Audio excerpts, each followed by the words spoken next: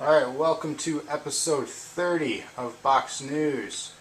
This is a game many of you probably bought and never played. It's called Halo Wars. Why did you buy it and never play it? Well, probably because you wanted the new map pack for Halo 3.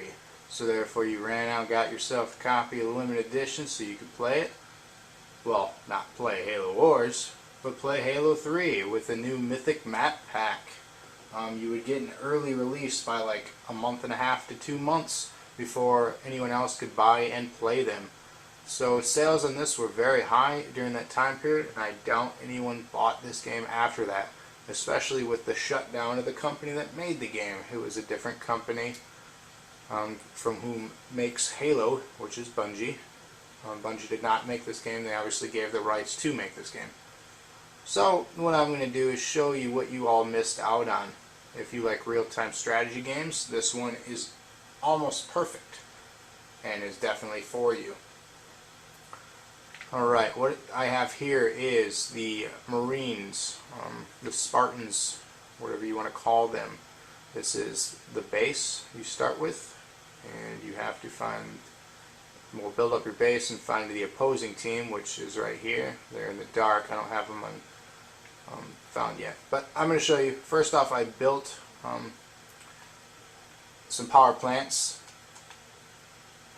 This gives me more power to build other things in inside my base. You can build units, you can build warthogs, you can build turrets, pretty much anything. Let's see, sell this because I need to buy a supply pad, which brings me in resources, much like Command & Conquer. This game is definitely very similar to Command & Conquer, which is one of the more successful real-time strategy games. The only difference is, well, there's a few differences. One of the main differences is in Command & Conquer, you don't just have a plot that you build off of. You can set up your base anywhere and kind of go around and do whatever you want. In this, you have to kind of go off a plot, which was one of my dislikes. I didn't like that. You see here, I'm gathering resources. See, it goes up by 10. You see the little box counter go up. I don't know if you can see that very well, but it's going up by 10 every few seconds. That's giving me resources. I can upgrade these to double it, which I don't have the resources yet. Now what I'm going to do is build a barracks. If you are not a patient gamer, or you don't like puzzle or strategy games, this game is definitely not for you. If I was doing this review right when it came out and you wanted the map packs, run out and get this game so you can get the map packs. I wonder how many used copies are floating around of this game, because people didn't play it after they redeemed their token. I know a lot of you did. I definitely did too. But I played this game too. I beat the main story, which is about 18 or so missions. There's also skulls, which I obviously got from the Halo series. Alright, my barracks is built. I have the option right off the bat of building different types. I can do a Marine, I can do a Flamethrower, or a Spartan. Each one has its advantages and disadvantages. Spartans are very strong. They have extreme combat skills. They have the ability to jack enemy vehicles and commandeer friendly vehicles. Flamethrower obviously burns anything organic that they can find in their way, and a Marine is just basically like a machine gunner in Command & Conquer. They're just the disposable units. So let's make some of those. Let's make a Flamethrower, and let's make a Spartan. You can also upgrade these units. Adds another Marine to the squad with new blood. You can add flashbang ability. You can also add a chain gun to your Spartan. You can upgrade some of these units 4 or 5 times, which makes them really strong against your enemy, but beware, your enemy is doing this also. Here I have some units made. Here's my flag that they will spawn to. I can move this around my base anywhere, and that's where your units will go once they are made. Alright, let's make another thing at this time. I'm going to upgrade my fortress, which I have to wait till it gets to 400 resources. And it is. This will upgrade 2 more plots, which will appear there in a moment's time.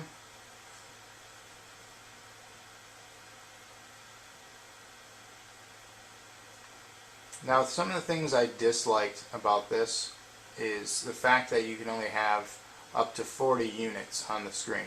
In Command & Conquer, one of my favorite things to do was build just a massive army and then just have a defensive strategic game at the beginning so that, you know, don't destroy my base. Just build this massive army and then go all out and attack and win. It usually take an hour for like a battle.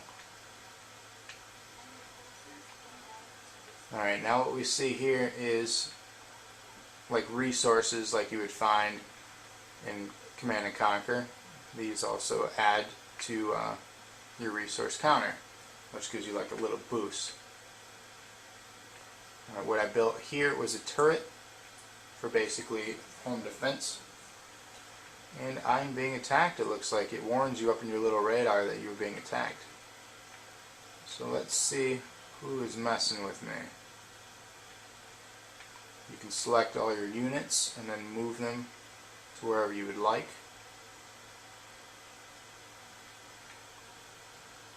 It looks like we have another base over here. Oh, and they are trying to take it over. As you see, they have hunters, which are much stronger fighters than my Marines. So my Marines are probably going to die here. Now you see this first attack here. This is a battle. You select your troops, click on them, and they will start shooting them. Now the mode I'm in, this is not any of the story missions. This is just a skirmish, which is much like, I am getting owned here, by the way. The skirmish is much like, I'm in a skirmish mode in Command & Conquer. So if you're familiar with that, you will be very familiar with this skirmish mode.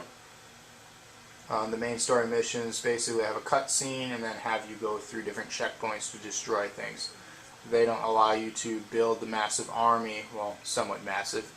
They encourage you to build certain types of units to defeat the enemy. Basically, it's a tutorial to just have fun with the game and learn what different things do. Alright, now you see my base is getting attacked here by hunters. I'm going to try to build a turret, which I don't think I'll be able to build in time. Pretty much going to lose this fight. It's been a while since I played, so I'm a bit rusty. But you get the idea of what you do here. So obviously, instead of being distracted and talking, I should have been building up my defense and my army the whole time. But I wanted to show you basically some of the things on what to do. And here you see they are demolishing my base. Alright, I'm going to give my final thoughts on this. Basically, the story was well done. It was really fun. It takes place at the beginning of the Halo War. So you get a little backstory on how things began. The cutscenes are really well done. The visuals are amazing. The thing I didn't like is the cap on your how many infantry you can have at one time. But other than that, if you really like real-time strategy games and you're really into the Halo universe and anything Halo related, you're really going to get a kick out of this game. It's about $20 now wherever you go. Sorry, you no longer get free maps with it, but it's worth picking up. I really encourage you to pick it up if you like real-time strategy. If you want to try one out for the first time, this is really easy to learn. Like I said, the story gives you a tutorial. It's very slow-paced and easy to pick up and learn. So definitely check it out. Halo Wars is available now, and I hope you enjoyed my review on it. This was episode 30. Now I have done 30 episodes. And as you see here, the Covenant are destroying the Spartans. Could this be the beginning of Reach? Who knows? I want to thank you again for checking out Box News. Hope you enjoyed this review on Halo Wars, and maybe you'll pick it up because of my review or what you've seen here. But anyways, thank you very much. Stay tuned for more.